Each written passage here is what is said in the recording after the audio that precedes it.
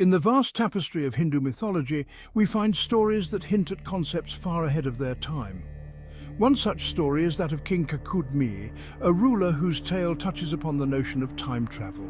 This legend, found in the Bhagavata Purana, suggests that Hindu philosophy may have entertained the idea of time dilation long before modern science. King Kakudmi had a beloved daughter named Revati, known for her beauty and grace. To find a suitable husband for her, Kakudmi sought the counsel of Brahma, the creator of the universe. Traveling to Brahmaloka, they entered a realm where time passed differently.